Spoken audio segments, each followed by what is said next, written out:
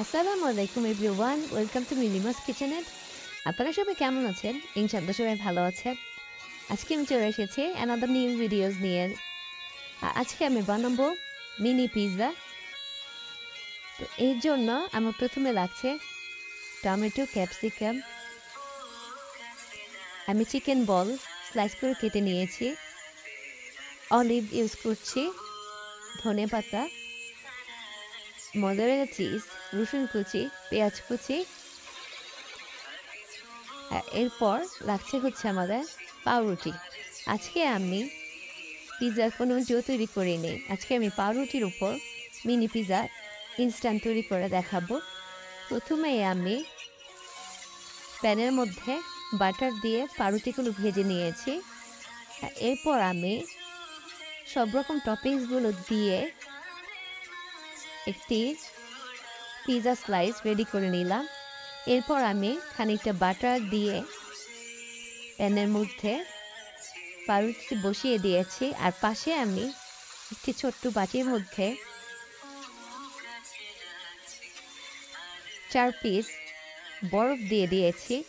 আর এতে করে হবে চুলার হাই ফ্লেমটা যাতে পাউরুটিটাকে পুড়ে না ফেলতে পারে, ব্যালেন্স করে, এর জন্যই দিয়েছি। আপনারা এভাবে ট্রাই করতে পারেন।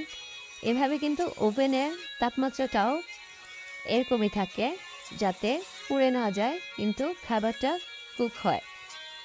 দেখুন হয়ে গেল প্রথম পাউরুটি। এরপর আমি আরও 2টি স্লাইস বসিয়ে দিলাম। আপনারা চাইলে টপিং এখানে ইচ্ছা মতো আরও অনেক কিছু ইউজ করতে পারেন। চাইলে আপনারা চিকেনও দিতে পারেন, এখানে বিফও দিতে পারেন, আর অন্যান্য সবজি ইউজ করতে পারেন। আর যারা অনেক বেশি ঝাল খেতে পছন্দ করেন তারা এর মধ্যে মরিচের গুঁড়া আর কাঁচা মরিচও দিতে পারেন। আমি তো এখানে রেড চিলি সস ইউজ করেছি।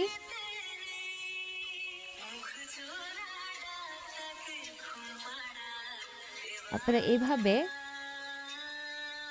মিনি পিৎজা বাড়িতে বানিয়ে খেয়ে দেখে বলবেন কার কেমন লাগলো। বাসায় ইনস্ট্যান্ট মেহমান চলে আসলেও টেনশন নেই, মিনি পিৎজা করতে অনেক টাইম লাগে না। আর বাচ্চারা তো খুবই পছন্দ করে। ঝটপট বাসায় মেহমান আসলে স্টার্টার মেনু হিসাবে এই পিৎজাটা রাখতে পারেন, খুবই ভালো হয়। কোথাও ঘুরতে গেলে ঝটপট করে বানিয়ে নিয়ে যেতে পারেন। হঠাৎ মাঝে রাতে পিৎজা খাওয়ার ক্রেভিং উঠলে তখনও এই পিৎজাটা করে খেতে পারেন।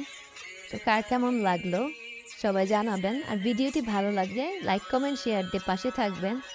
আর পরবর্তী ভিডিও দেখার জন্য অপেক্ষায় থাকুন।